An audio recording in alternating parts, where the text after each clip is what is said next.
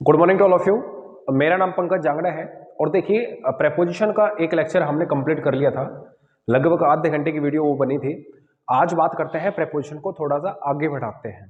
तो पिछली वीडियो में हमने सिर्फ इतना ही पढ़ा था कि प्रेपोजिशन कैसे दिखती हैं और एक दो छोटे छोटे उसके यूज बताए थे कि प्रेपोजिशन के बाद क्या आ सकता है। तो देखो आपको मैंने बताया था प्रेपोजिशन के ठीक बाद या तो नाउन आता है या फिर प्रोनाउन आता है। ये बात हमने पिछली क्लास में पढ़ ली थी। और अगर आपसे कोई पूछे कि प्रेपोजिशन के जो नाउन और प्रोनाउन होते हैं इनके अंदर सीधी बात यह है कि इसका कौन सा केस आता है। नाउन और प्रोनाउन के दो केस होते हैं, एक सब्जेक्टिव केस होता है, एक ऑब्जेक्टिव केस होता है। मतलब सब्जेक्टिव वो होते हैं जो किसी भी चीज का सब्जेक्ट बन सकते हैं, ऑब्जेक्टिव वो होते हैं जो किसी भी चीज का ऑब्जेक्ट बन सकते हैं। तो हमें पता है कि सब्जेक्ट और ऑब्जेक्ट नाउन होते हैं और प्रोनाउन होते हैं। तो प्रेपोजिशन के बाद नाउन का कौन सा केस आएगा, तो आप कहोगे जी ऑब्जेक्टिव केस आएगा। और एक बात और बताए थे कि प्रेपोजिशन जब भी आ जाए, प्रेपोजिशंस जब भी आ जाए, कोई भी प्रेपोजिशन हो उसके ठीक बाद वी फर्स्ट प्लस में आईएनजी आपको लगाना पड़ेगा। ये बात आपको पता होनी चाहिए। ये छोटी छोटी वो बातें हैं जो आपको पता होनी चाहिए। प्यारे बच्चों, अब बात को बढ़ाते हैं आगे कि प्रेपोजिशन कौन कौन सी हमने देखी थी। देखो हमने प्रेपोजिशन पढ़ा था in, at, on, upon, over, about. ठीक है, इनको एक साथ पढ़ेंगे, इनको एक साथ पढ़ेंगे। उसके बाद बात कर लेते हैं अपना इन और इनटू को। इन इनटू को अलग से पढ़ेंगे एक साथ कि इनका आपस में क्या रिलेशन है। उसके अलावा हम बिसाइड और बिसाइड्स को अलग से पढ़ेंगे। उनके अलावा बिसाइड और बिसाइड्स को अलग से पढ़ेंगे। उसके अलावा हम बिलो, अंडर और बीनीथ को या अंडरनीथ कह सकते हैं, इनको एक साथ पढ़ेंगे। ठीक है, और किसको पढ़ेंगे? अमंग के साथ बिटवीन भी आता है, वो कब आता है ये भी पढ़ेंगे। फिर हम पढ़ेंगे अक्रॉस, थ्रू और ड्यूरिंग। ये इनमें क्या अंतर होता है, ये तीनों कब आ सकते हैं, ये पता होना चाहिए हमें। फिर हम पढ़ेंगे कि बिफोर और in front of. In front of में क्या डिफरेंस होता है, बिफोर और इन फ्रंट ऑफ में क्या डिफरेंस होता है। उसके बाद हम लोग सिंस या फॉर पढ़ेंगे। सिंस या फिर फॉर में क्या डिफरेंस होता है। ये छोटे छोटे पॉइंट्स हैं जो हम आगे चल के पढ़ेंगे। और टू या फ्रॉम में क्या डिफरेंस होता है। टू या फ्रॉम में क्या डिफरेंस होता है। किसी किसी जगह पे माय डियर स्टूडेंट्स आपसे पूछेगा कि विद और बाई में क्या डिफरेंस होता है। विद या फिर बाई में क्या डिफरेंस होता है। और किसी किसी जगह पे आपसे पूछ सकता है कि इन, ऑन और बाई, इन तीनों में क्या डिफरेंस होता है। तो प्यारे बच्चों, ये हम इनको पेयर के रूप में समझेंगे। आपको अभी सबसे पहले शुरू करेंगे कि इन और एट में कभी डिफरेंस आपसे पूछा जाए तो वो जो डिफरेंस हो सकता है वो अपना क्या हो सकता है। ठीक है, तो एक बार मैं इनको थोड़ा सा मिटाता हूं, तब तक आप इनको राइट डाउन करो। देखिए सबसे पहले शुरू करते हैं कि इन और एट में क्या डिफरेंस है। ये एक बेसिक सा डिफरेंस है, आगे आने वाली क्लासेस में थोड़ा एडवांस भी हो जाएगा। इन और एट में बहुत माइनर सा डिफरेंस होता है, लगभग हर बच्चे को इसके बारे में पता होता है कि इन कब आता है, एट कब आता है, फिर भी हम थोड़ा सा पढ़ लेंगे। देखिए ना, ध्यान से सुनना। इनका यूज प्लेस के कंटेक्स्ट में करते हैं। प्लेस के कंटेक्स्ट में हम इनका यूज करते हैं कि जगह को बताते हैं, तो कभी हम एट लगाते हैं, कभी हम इन लगा देते हैं। छोटी सी बातें हैं, आगे आने वाली चीजें एडवांस लेवल की पढ़ेंगे, लेकिन आपको पता होना चाहिए। ये देखो एक बार जल्दी से, अगर प्लेस आपका बिग है, आपका बिग का मतलब लार्ज स्केल का कोई भी प्लेस है तो इन, और स्मॉल स्केल का कोई भी प्लेस है तो एट आएगा। मतलब कोई भी सपोज करो, कोई भी आपका कोई डिस्ट्रिक्ट है या फिर डिस्ट्रिक्ट के अलावा आपका कोई स्टेट है या कोई कैपिटल है या फिर आपका कोई कंट्री है या आपका कोई कॉन्टिनेंट है, तो आपको इस केस में किसका यूज करना है, इन का यूज करना है। बहुत छोटी सी आसान सी बात है कि बड़ी जगह हो तो क्या आएगा, इन आएगा। जैसे मान लो किसी गांव का नाम हो, विलेज का नाम हो, या किसी के हाउस नंबर हो, हाउस नंबर, ठीक है, या फिर मान लो कोई टाउन का नाम हो, नेम ऑफ द टाउन, तो आपको किसका यूज करना पड़ेगा, तो आपको एट का यूज करना पड़ेगा। छोटी सी बात मैं आपके सामने में लिखता हूं, आप उसको ध्यान से पढ़ो। देखो, आई होप ये आपने उतार लिया होगा, ध्यान से देखना। एक सेंटेंस लिखता हूं, आप उस सेंटेंस को बताना मेरे को क्या आना चाहिए आपके हिसाब से उसमें।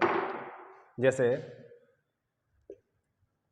दीप lives dash dash Gurugram dash Haryana dash आपका इंडिया और डैश एशिया। एक छोटी सी बात मैंने पूछी है आपसे कि इस सेंटेंस में क्या आएगा। मान लो मतलब आपसे कोई पूछ ले कि भाई आप कहाँ रहते हो, आप कहोगे गुरुग्राम में रहता हूँ, गुरुग्राम हरियाणा में, हरियाणा इंडिया में है और इंडिया एशिया में है, ठीक है। तो देखिए इस केस में अगर सेंटेंस सिर्फ यहां तक होता, यहां तक, तो गुरुग्राम काफी बड़ी जगह है, इस बात में कोई दो राय नहीं है, हम इनका यूज कर देते हैं, ठीक है। लेकिन हमने देखा कि सेंटेंस आपका इसके बाद हरियाणा है। अब मान लो सपोज करो कि सेंटेंस यहां तक होता कि Deep lives dash Gurugram dash Haryana, तो हमें पता चल गया हरियाणा बड़ा है, गुरुग्राम छोटा है, हरियाणा से पहले इन लगाते और गुरुग्राम से पहले एट लगा देते हैं। लेकिन हमने देखा कि वो उसके अंदर इंडिया भी आया है। अब तीसरी बात भी आ गई है, अब क्या करें। तो प्यारे बच्चों इंडिया, अब देखो इन तीनों में बड़ा कौन है, सपोज करो ये एशिया है, एशिया में छोटी सी जगह है इंडिया, इंडिया में छोटी सी जगह हरियाणा और हरियाणा में छोटी जगह गुरुग्राम, ठीक है। तो जो सबसे बड़ी जगह है एशिया, इससे पहले इन लगाओगे, फिर अगर एशिया में इंडिया भी आया है तो इंडिया के लिए एट लगाओगे, फिर हरियाणा है तो भी एट लगाना है, और ये अगर आपका गुरुग्राम है तो भी एट लगाना है। बात क्लियर। तो इस सेंटेंस में हम लोग क्या भरेंगे, ध्यान से सुनो, सोच समझ के बताओ आप। देखो हमने देखा गुरुग्राम आया है, एशिया भी आया है, इंडिया भी आया है, सबसे बड़ा एशिया है इसलिए इससे पहले क्या कर दिया, इन। फिर सारे छोटे हैं तो इंडिया से पहले एट, हरियाणा से पहले एट और गुरुग्राम से पहले एट। एग्जैक्ट ये का ये क्वेश्चन, बस थोड़ा सा नाम अलग था, आपका रीट का एग्जाम था उसके अंदर आया था। अब ये कब आया था मेरे एग्जैक्ट ध्यान नहीं है, आप उसमें चेक करना, ठीक है। राजस्थान का कोई पेपर था, शायद रीट का था, या ग्रेड 1 ग्रेड 2 का था ऐसा, तो उसके अंदर ये एग्जैक्ट ऐसे पूछे गए थे डिटेल से, ठीक है। तो आपको पता होना चाहिए कि बड़ी छोटी जगह हो एट, उससे बड़ी हो, फिर उससे बड़ी, फिर उससे बड़ी, फिर उससे बड़ी, तो सिर्फ एक बार इन आएगा, बाकी सब जगह पे क्या आएगा, एट। अब देखो एक छोटी सी बात बताओ आप मेरे को, मान लो कि इस सेंटेंस में एशिया नहीं है, इस सेंटेंस में एशिया नहीं है और एशिया को मैंने यहां से गायब भी कर दिया, तो अब आप बताओ इस सेंटेंस में क्या आना चाहिए। अब सबसे बड़ा कौन है इस जगह पे, अब आप कहोगे इसमें सबसे बड़ा तो इंडिया है, इंडिया से पहले क्या आएगा, इन। तो यहां पर गलती सिर्फ इतनी है कि इससे पहले क्या आएगा, इन, बाकी सारे के सारे क्या आएंगे, एट आएगा। तो Deepak lives at Gurugram at Haryana in India. I hope आपको ये सेंटेंस समझ में आया होगा। अगर सेंटेंस समझ में आ गया है तो आप मेरे को ये बताओ, एक सेंटेंस देता हूं, ध्यान से सुन के सोच के बताना। सेंटेंस ये है, Mohit stayed dash Delhi on the way to Agra. ये सेंटेंस है, इस सेंटेंस में बताओ इन या एट। बड़ा सिंपल सा आसान सा सेंटेंस है, आप इजीली बता सकते हो इसमें। तो Mohit stayed dash Delhi on the way to Agra, ठीक है। ऑन द वे का मतलब होता है उस जगह के रास्ते, जैसे कई बार हम बोल देते हैं, ये फ्रेज भी है। ऑन द वे का मतलब क्या होता है, रास्ते में। ऑन द वे मीन्स रास्ते में। कभी आपसे कोई फोन आ जाए पापा का, मम्मी का, कि भाई कहाँ हो, तो आप कह सकते हो ऑन द वे, ठीक है, ना कि in the way. In the way लगाना गलत है, हमेशा क्या आएगा, ऑन द वे आएगा, ठीक है। चलिए, तो कहता है कि मोहित रुक गया, कहां पे रुक गया, दिल्ली में रुका है। On the way to Agra मतलब वो जा रहा था आगरा। ये सपोज करो आगरा है, बीच में दिल्ली पड़ता है, आ रहा था यहां से, तो यहां से आगरा जाना था, बीच में दिल्ली पड़ गया, सोचा कुछ समय के लिए रुक जाते हैं, या रात हो गई यहाँ पे रुक जाते हैं, या फिर कुछ खाना पीना खा लेते हैं फिर चले जाएंगे। तो ये बात इसमें बताई गई है। तो आपके हिसाब से देखो दिल्ली काफी बड़ी जगह है, मैंने बताया था कैपिटल के लिए हमेशा किसका यूज करते हैं, इनका, लेकिन प्यारे बच्चों यहाँ पर एट आएगा, इन लगाना गलत होगा। ये मोस्ट इंपॉर्टेंट सेंटेंस है, सीजीएल में भी आ चुका है ये सेंटेंस। उसके पीछे कारण क्या है सुन लो। अगर सेंटेंस सिर्फ इतना ही होता, सेंटेंस सिर्फ इतना ही होता तो आप यहाँ पे इन लगा सकते थे, बिल्कुल सही माना जाता। मोहित स्टेड इन दिल्ली, बिल्कुल सही माना जाता, कोई गलती नहीं होती। लेकिन यहाँ पर कहता है दिल्ली में रुका नहीं, अभी वो जा कहाँ रहा था, आगरा। यहाँ पे रिफ्रेशमेंट के लिए, खाने पीने के लिए, थोड़े समय के लिए यहाँ पे रुका है।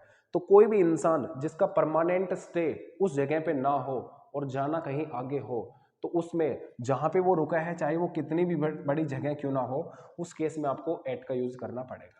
रूल छोटा सा ये कहता है कि अगर आप कहीं और जा रहे हो और बीच में कोई भी सिटी पड़ जाए, छोटी बड़ी कितनी भी बड़ी, उसमें हमेशा आपको किसका यूज करना है, एट का यूज करना है। इनका यूज करना बिल्कुल गलत माना जाएगा। ठीक है, मैं इसको मिटाता हूं, फिर आप अभी दूसरी प्रीपोजिशन पढ़ेंगे।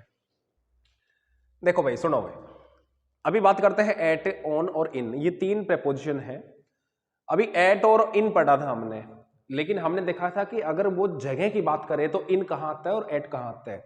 तो हमने देखा कि कोई भी व्यक्ति, कोई भी वस्तु अगर किसी चार दीवारी के अंदर है तो इन, ठीक है, लेकिन अगर वो चार दीवारी आपकी बड़ी है तो इन और छोटी है तो एट, बस। एट द स्टेशन, जैसे हमने लिखा था एट द स्टेशन, अगर आप स्टेशन पे हैं तो भी किसका यूज करेंगे, at the station.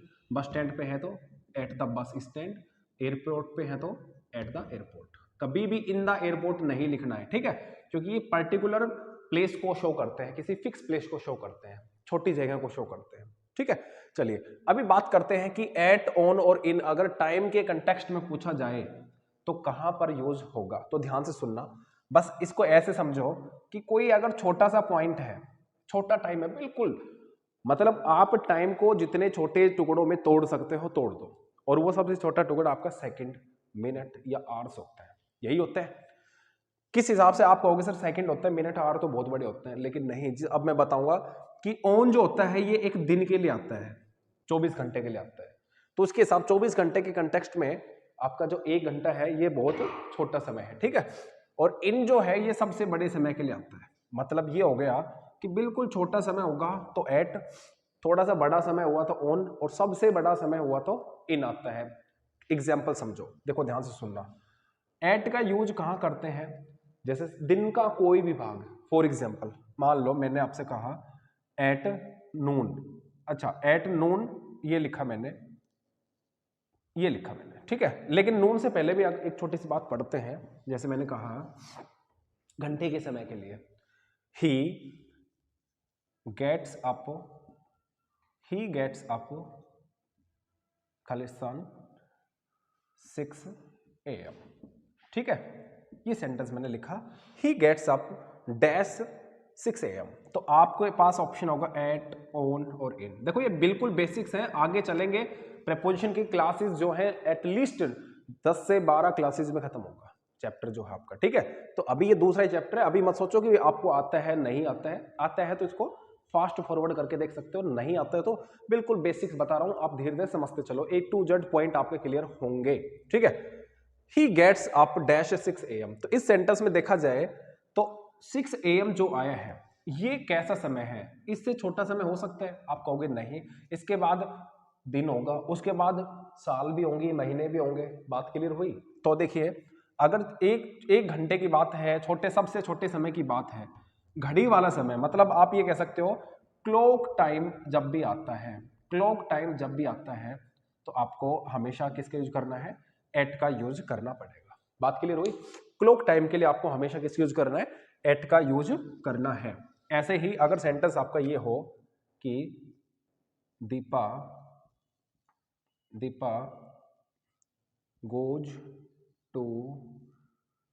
goes to office dash 10:30 AM, इस सेंटेंस में भी क्या आएगा, अब ये 10:30 क्या है आपको पता है, मैंने क्या बताया थोड़ा कि घड़ी वाला समय, क्लॉक टाइम है, घड़ी जितने भी समय बचाती है, 1:45, 1:45, 1:15, 2:15, 2:30, 3, 4:30, 6, रात के 10, 11, 12 जितने भी बजाती है, हर केस में आपको किसका यूज करना है, एट का यूज करना है। तो आई होप आपको ये एट समझ में आया होगा। एट के कुछ अलग से प्रोविजंस भी हैं, आपको पता होने चाहिए कि जो पार्ट ऑफ द डे होता है, पार्ट ऑफ द डे होता है, जैसे एट नून होता है, याद रखना। सबसे पहले शुरू करते हैं नून से, नहीं शुरू करेंगे, डान से शुरू करते हैं। डान क्या होता है मैं आपको बताता हूं। एट डान, डान से पहले हमेशा किसका यूज करना है, एट का। होता क्या है डान, सूर्य उदय होने से पहले गर्मी के मौसम में, गर्मी के मौसम में बात करते हैं, सर्दी में तो सूर्य उदय होने के बाद भी उजाला होता नहीं है। गर्मी के मौसम में सूर्य उदय हुआ नहीं है, लेकिन उससे पहले उजाला हो जाता है, रोशनी आ जाती है, ठीक है, वो डान कहलाता है। और सूर्य उदय होने के बाद की जो बात है वो मॉर्निंग कहलाती है। तो सूर्य उदय होने से पहले आपका डान होता है, इसीलिए एक न्यूज़पेपर का भी नाम है द डान। ये आपका पाकिस्तान का कोई न्यूज़पेपर है, इंग्लिश का न्यूज़पेपर है, उसका नाम है द डान, ठीक है। जैसे अपना द हिंदू है, द ट्रिब्यून है, इस टाइप से। तो द डान पाकिस्तान का न्यूज़पेपर है, ठीक है। वो प्रभात काल के लिए, सुबह के लिए ये बना है। ऐसे ही अगर मैंने एट डान लिखा तो मैं एट नून भी लिख सकता हूं, और मैं एट डस्क भी लिख सकता हूं। आप कहोगे जी ये एट डस्क क्या होता है, तो जिस तरीके से सूर्य उदय होने से पहले का समय डान कहलाता है, एग्जैक्ट उसी हिसाब से सूर्य अस्त होने के बाद, सनसेट हो चुका है उसके बाद भी कुछ समय, आधा घंटा 1 घंटा ऐसा होता है गर्मियों में, जिसके बाद आप लोग अपना काम कर सकते हो और आपको दिखाई देता है, ठीक है। वो डस्क कहलाता है, सायंकाल कहते हैं इसको प्रभात काल, इसको सायंकाल। और नाइट से पहले भी हमें किसका यूज करना होता है, एट नाइट का यूज करना होता है, ठीक है भाई। ये आपको पता होना चाहिए। ये एट के पार्ट थे, समय के कंटेक्स्ट में एट यहाँ यूज करते हैं, कहाँ कहाँ, एक तो क्लॉक के लिए और दूसरा इनके लिए, at dawn, at dusk, at noon, at night के लिए। बात क्लियर। अभी बात कर लेते हैं कि ओन कहाँ आता है। देखो आपके सामने ओन का जिक्र करेंगे, ओन कहाँ आ सकता है। अभी ये छोटा समय था, समय थोड़ा बड़ा होगा, जैसे दिन का समय होगा, जैसे दिन का समय होगा। दिन का मतलब होता है प्यारे बच्चों एक दिन। एक दिन की बात जब भी होगी तो एक दिन के हिसाब से, एक दिन में कौन आते हैं आपके, name of the days of the week. सप्ताह के जो नाम है, दिनों के नाम, वो एक एक दिन के होते हैं, जैसे Sunday, Monday, Tuesday, Wednesday, Thursday, Friday, Saturday, ठीक है। तो देखना, ध्यान से सुन लो, एक बात मैं आपको बताता हूं। क्या बताता हूं कि सेंटेंस जो है आपके ऐसे आएगा, he came to meet me dash Sunday. अब आप समझ जाओगे कि संडे कोई छोटा टाइम नहीं है, घड़ी वाला टाइम नहीं है। घड़ी वाला टाइम होता तो एट लगा देते हैं, और बड़ा टाइम है तो आपका क्या लगा देंगे, ओन लगा देंगे। तो यहां पर किसका यूज करना है आपको, ओन का यूज करना है। He came to meet me on Sunday, वह मुझे संडे को मिलने के लिए आया, वह संडे को मिलने के लिए आया। संडे हो, मंडे हो, ट्यूसडे हो, वेडनेसडे, कुछ भी हो। प्यारे बच्चों दूसरा सेंटेंस समझ लेना ध्यान से, एग्जैक्ट ऐसा ही होगा। अब देखो संडे किसी न किसी तारीख का तो पड़ता है, संडे 24 घंटे का टाइम है, वो किसी न किसी तारीख को जरूर पड़ता है। मान लो कि वो पड़ा 2 अक्टूबर को पड़ गया, ठीक है। तो 2 अक्टूबर जो होगा वो भी आपका कितने घंटे के लिए होगा, 24 घंटे के लिए। इसके लिए भी आपको किसका यूज करना होता है, इसके लिए भी हमें किसका यूज करना पड़ेगा, ओन का। जैसे she came to meet me dash 2 October, ठीक है। तो यहां पर भी क्या आएगा, ओन आएगा, क्योंकि यहां पर 2 अक्टूबर है, ये 24 घंटे का टाइम है, ठीक है। तो जो भी टाइम आपका 24 घंटे का होता है उसके लिए आपको ओन का यूज आपको करना पड़ता है। तो आई होप आपको ये बात समझ में आई होगी कि छोटे समय के लिए एट और थोड़े से बड़े समय के लिए क्या आता है, ओन आता है। और वो ओन किसके लिए आता है, 24 घंटे वाले समय के लिए। On Sunday, on Monday, on 1 January, on 2 January, on 3 जनवरी, इस टाइप से आपको यूज करना है। इनका यूज कहां करेंगे, ध्यान से सुनना। जितना भी बड़ा समय हो सकता है इनको छोड़ दो। अब जितने भी आप कहोगे जी घड़ी का समय हो लिया पूरा, ठीक है। घड़ी के बाद क्या आता है, क्लॉक के बाद आता है आपका डे, आता है, डे भी हो लिया। फिर क्या आते हैं बताओ, अब आप कहोगे सर मंथ आते हैं। अब मंथ आते हैं तो नेम ऑफ द मंथ, कोई भी महीने का नाम है उससे पहले इन आता है। इसके अलावा और क्या हो सकता है? आप कहोगे सर मंथ के अलावा कोई भी, अगर मान लो आपका 2-3 महीने का ग्रुप है, जैसे मान लो कोई सीजन है, सीजन, तो सीजन के लिए भी आपको किसका यूज करना है? इसी का यूज करना है। और कोई भी ईयर आ जाए, देखो प्यारे बच्चों इसको ईयर नहीं कहते, बहुत सारे बच्चे इसको ईयर कहते हैं। दिस इज नॉट ईयर, यहां पे समझाता हूं मैं आपको। देखो ईयर तो ये होता है, इसमें वाई साइलेंट नहीं होता, लेकिन हम जानबूझ के इसके वाई को साइलेंट कर देते हैं, इसको ईयर बोलते हैं, ठीक है। तो यहां पर ये ईयर कहलाएगा, ईयर। अब मैं क्यों बता रहा हूं आपको, ये पेपर में आता है इसके ऊपर क्वेश्चन। क्या क्वेश्चन आता है? जैसे आपसे कोई पूछ ले डैश ईयर एगो, आपसे कोई पूछ ले बताओ ए या एन। अब रीजन ये है कि अगर आपने इसको ईयर पढ़ा, क्या पढ़ा? ईयर, तो आप इसको लगाओगे एन, ईयर एगो। और अगर आपने इसको ईयर पढ़ा, क्या पढ़ा? ईयर, ईयर, तो आप इससे पहले लगाओगे ए, ईयर एगो, ठीक है। तो अब अगर आपने गलत पढ़ लिया तो आपकी आर्टिकल गलत हो जाएगी, नंबर गया पानी में। इसलिए माय डियर स्टूडेंट्स, इसको कोशिश करो ईयर बोलने की, धीरे धीरे आपको समझ में आ जाएगा, ठीक है, कि मैंने इसको आपको क्यों बताया है। क्योंकि आर्टिकल जब पूछेगा तो ईयर से पहले ए आता है, तो इसको ईयर बोला जाता है, ईयर नहीं बोला जाता।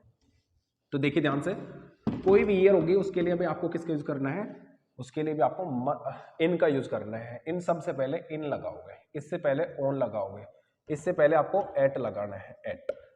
बात क्लियर हो गई? चलिए देखिए ध्यान से सुनना। जैसे आई रिटर्न्ड डैश जून, इन जून आएगा, इन जून। याद रखना, कोई भी दिन का नाम हो और कोई भी मंथ का नाम हो, ये आपके एचटेट के अंदर क्वेश्चंस ऐसे आते हैं, सीटेट में आ जाते हैं, एचटेट के पीआरटी, पीजीटी, टीजीटी में किसी में भी आता है और आया हुआ है।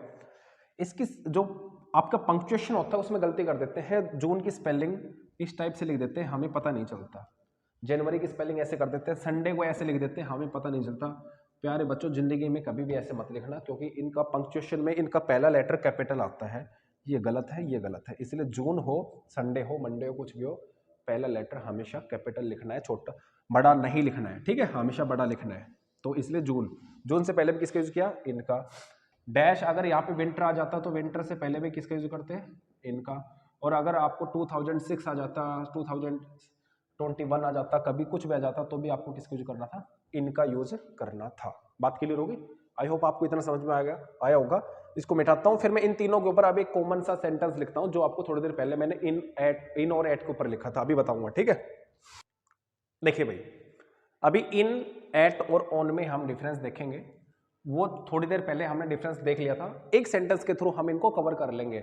आप एक एक सेंटेंस याद रखो, इतने सारे रूल्स याद रखना थोड़ा सा मुश्किल होगा आपके लिए भी, मेरे लिए भी। तो माय डियर स्टूडेंट, सबसे पहले बात कर लेते, कहते हैं ब्रेटली वॉज बोर्न, ब्रेटली जो है वो पैदा हुआ था, ठीक है। अभी देखो यहां पर कौन सा समय आया? क्लॉक टाइम आया है, क्लॉक टाइम आया है, कहता है 8 o'clock। अब 8 o'clock जो है क्लॉक टाइम है, क्लॉक टाइम सबसे छोटा समय माना गया है, इसके लिए किसका यूज करेंगे? एट का यूज करेंगे, एट 8 o'clock। बात क्लियर हो गई? Brett Lee was born at 8 o'clock। Dash the morning, dash the morning. अब देखो मॉर्निंग आ जाए, इवनिंग आ जाए, क्या आ जाए? मॉर्निंग आ जाए, इवनिंग आ जाए, इस प्रकार की कोई भी चीज आ जाए तो आपको हमेशा किसका यूज करना है? इन का यूज करना है। In the morning, in the evening. तो कहता मॉर्निंग में पैदा हुआ था, मॉर्निंग में पैदा हुआ था, in the morning. Dash Sunday. अब संडे जो है, संडे जो है आपको किस टाइप का टाइम है? 24 आवर्स वाला टाइम है। और 24 आवर्स वाला टाइम जब भी आता है तो हमेशा किसका यूज करना होता है? अपने को ऑन का यूज करना होता है, ठीक है। अगर मैं यहां पे चाहता तो ऑन ऐसे भी लिख सकता था, 01 ठीक है, ऑफ दिसंबर, लेकिन नवंबर, लेकिन हम यहाँ पे फिर नवंबर को कंप्लीट लिख नहीं पाते। तो अगर आपको सिर्फ इतना ही लिखा होता तो आप इस पे भी पहले भी क्या करते हैं? ऑन कर देते हैं, ठीक है। तो ऑन लिख देना है 1 नवंबर को इस टाइप से, लेकिन सिर्फ इसने नवंबर दिया है, 1, 2, 3 कुछ नहीं दिया।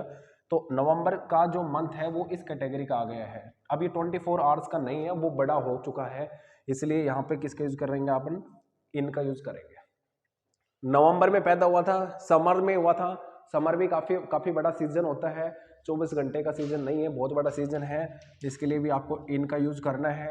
और जो ईयर है आपकी, देखो मैंने क्या कहा, ईयर, कोशिश करो ईयर बोलने की, this is not year, this is year, तो इसके लिए भी आपको इन का यूज करना होगा। ठीक है, अब आपको मेरे हिसाब से आपने बिल्कुल फिट भर लिया होगा, एट, इन, ऑन, इन और इन। अगर आपने ये भरा है तो आपने बिल्कुल सही भरा है। ये जो मॉर्निंग और इवनिंग है ये एक्सेप्शन केस होते हैं। कौन से केस होते हैं? एक्सेप्शन के, इसलिए इनसे पहले भी इन आएगा। कभी सोचो सर ये तो बड़े समय नहीं है, छोटा ही समय है, इनसे पहले इन ही आता है, in the morning, in the evening he होता है। ठीक है, अब आपके दिमाग में ये आ रहा होगा कि ये जो समर लिखा है सर यहाँ पे विंटर आना चाहिए, क्योंकि नवंबर के अंदर समर नहीं होता, विंटर होता है। तो प्यारे बच्चों देखो, मैंने ब्रेटली लिखा है, ब्रेटली ऑस्ट्रेलिया का है, और ऑस्ट्रेलिया में मैं आपको बता देता हूँ, ये मैंने जानबूझ के लिखा था, ऑस्ट्रेलिया में क्रिसमस जो डे होता है वो गर्मियों में मनाया जाता है। 25 दिसंबर को ऑस्ट्रेलिया में गर्मी होती है। मतलब अब इंडिया में सर्दी है आज के दिन, लेकिन ऑस्ट्रेलिया में आज के दिन गर्मी है। आपके पास क्वेश्चन ये आता है कि बताओ कौन सा ऐसा देश है जो गर्मियों में क्रिसमस डे सेलिब्रेट करता है? ऑप्शन होगा कनाडा, अमेरिका, यूक्रेन, रसिया, इंडिया, ऑस्ट्रेलिया। तो प्यारे बच्चों, ऑस्ट्रेलिया आपका जो है वो साउथ हेमिस्फेयर में है, इसलिए साउथ हेमिस्फेयर में अब इस समय पे इंडिया में सर्दी है तो वहां गर्मी होगी, और वहां सर्दी होगी तो इंडिया में गर्मी होती है। ठीक है, ये आपको पता होना चाहिए, इसलिए मैंने जानबूझ के यहाँ पे समर लिखा था ताकि आपको समझ में आए। चलिए, तो आई होप आपको ये समझ में आया होगा। अगर समझ में आ गया तो आप चैनल को सब्सक्राइब कीजिए और वीडियो को ज़्यादा से ज़्यादा लाइक कीजिए। Thank you very much.